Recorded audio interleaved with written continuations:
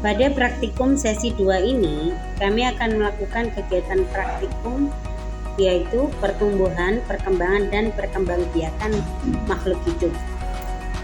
Tujuan praktek ini adalah mengamati yaitu pertumbuhan, perkembangan, dan perkembangbiakan makhluk hidup.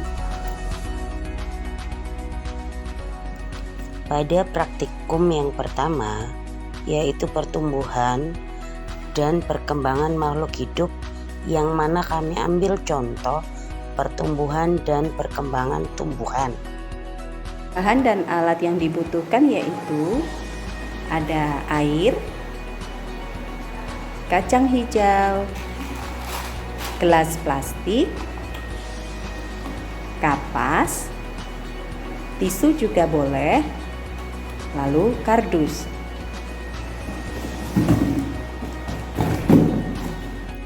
Cara kerja: 1. Rendam kacang hijau sekitar 2-3 menit. Hal ini bertujuan untuk memilih kacang hijau yang sehat yang siap untuk tumbuh. 2. Pilih kacang hijau yang tenggelam, karena itu bibit yang baik. Siapkan gelas plastik yang diisi kapas basah atau tisu yang dibasahi. Letakkan kacang hijau di atas kapas.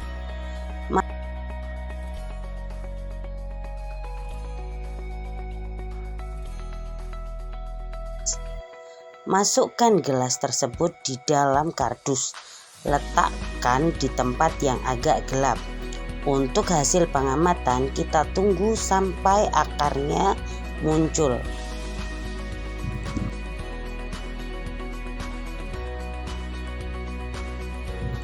Kesimpulannya, biji kacang hijau keluar akar pada hari pertama. Pertumbuhan akar kecambat tersebut menghadap ke bawah. Di hari pertama masih belum terlihat batang yang muncul. Untuk praktik yang kedua yaitu pertumbuhan dan perkembangan pada hewan. Praktikum kali ini bertujuan mengamati perkembangan lalat dari telur sampai dewasa dan untuk mengetahui siklus hidup lalat. Adapun bahan dan alat yang dibutuhkan adalah yang pertama adalah 3 gelas plastik. Plastik secukupnya untuk menangkap lalat. Tisu yang nanti akan digunakan sebagai kertas saringnya. Pisang yang matang secukupnya, tape singkong secukupnya, jarum pentul, karet gelang, dan lalat sendiri.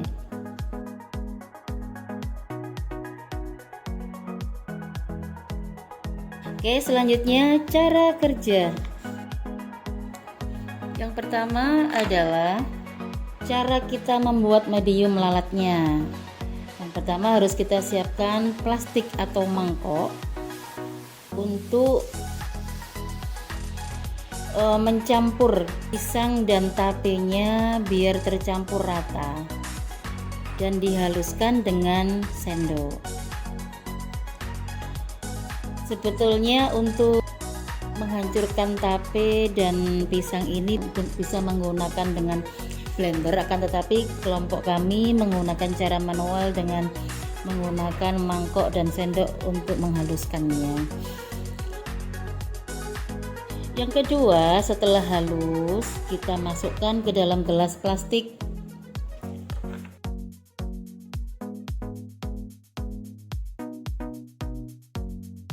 Masukkan tisu ke dalam gelas sampai menutup semua isi gelas tersebut. Selanjutnya, masukkan lalat atau pindah lalat ke dalam gelas, lalu tutup dengan plastik, ikat dengan karet gelang. Kemudian tusuk-tusuk plastik menggunakan jarum pentul supaya oksigen bisa masuk. Yang terakhir, kita akan amati tiap pagi dan sore.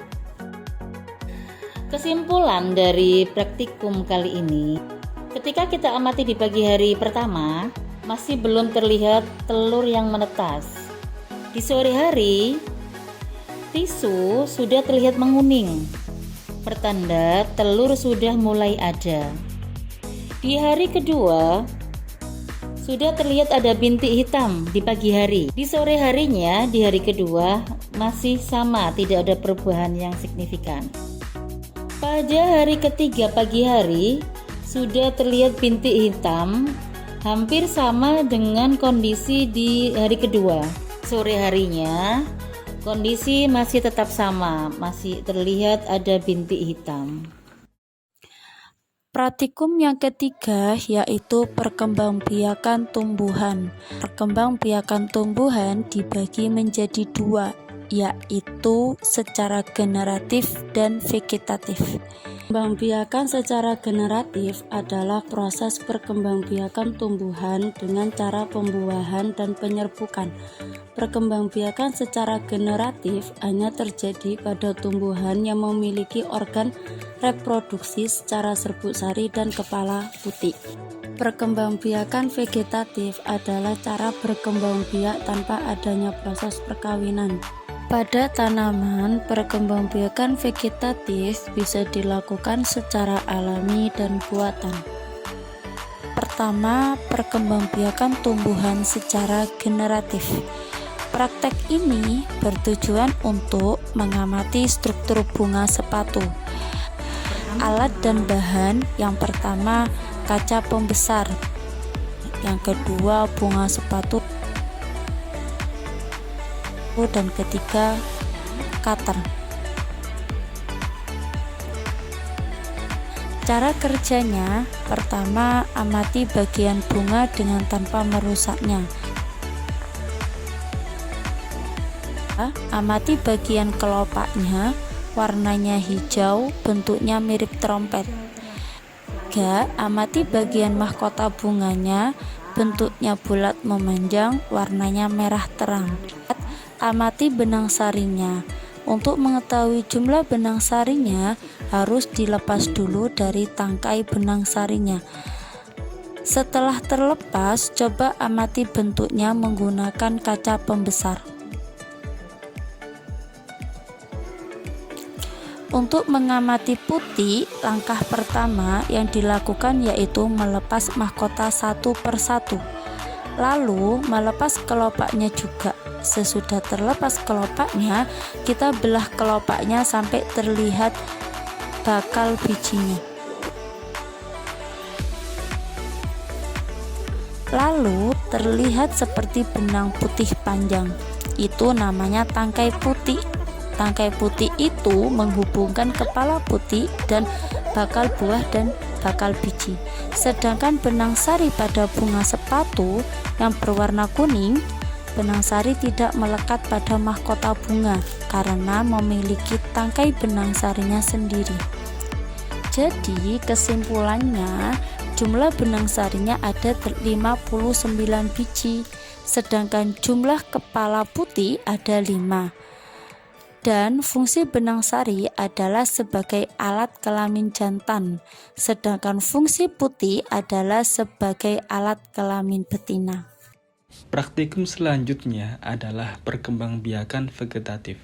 Vegetatif dibagi menjadi dua, yakni alami dan buatan. Yang pertama adalah praktikum vegetatif alami. Praktik ini bertujuan untuk mengidentifikasi tumbuhan yang melakukan perkembangbiakan secara vegetatif alami.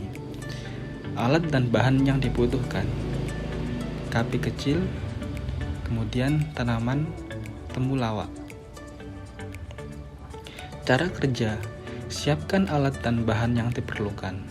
Kemudian cari jenis tanaman yang mengalami perkembangbiakan vegetatif alami, misalnya bertunas, akar tinggal, geragih, atau dan lain sebagainya. Kali ini kita menemukan tanaman temulawak yang berkembang biak dengan akar tinggal.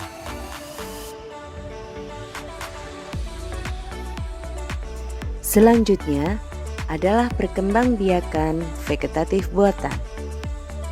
Tujuan dari praktikum ini adalah terampil melakukan perkembangbiakan vegetatif buatan dengan cara mencangkok. Alat dan bahan: 1. Pohon berkambium. 2. Pisau.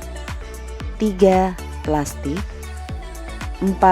Tali rafia. 5. Sendok. 6. Tanah yang sudah bercampur pupuk. Cara kerja: masukkan tanah yang sudah bercampur pupuk ke dalam plastik. Jangan terlalu padat supaya akar punya ruang untuk tumbuh. Setelah dirasa cukup, tali plastik yang sudah berisi tanah menggunakan tali rafia, lalu sisihkan. Lalu, pilih batang yang kurang lebih berdiameter 2 cm. Kupas kulit luar batang tersebut. Kuliti kurang lebih sepanjang 10 cm. Kerok sampai bersih. Setelah dikerok, diamkan kurang lebih 2 jam. Setelah dirasa kering, ambil plastik yang berisi tanah. Tempelkan ke batang yang sudah dikerok tadi. Lalu ikat di semua sisi, mulai ujung, tengah, dan pangkal. Jangan lupa buat lubang pada plastik yang berisi tanah tersebut. Hal ini bertujuan untuk masuknya air dan oksigen. Siram setiap pagi dan sore. Kurang lebih 3 minggu akan tumbuh akar. Kesimpulannya, setelah dikuliti, kulit batang yang mau dicangkok harus dikerok sampai bersih dan harus didiamkan beberapa jam. Hal ini bertujuan supaya kambium benar-benar hilang. Jika langsung ditempeli tanah, dipastikan akar tidak akan muncul dan cangkokan dipastikan gagal.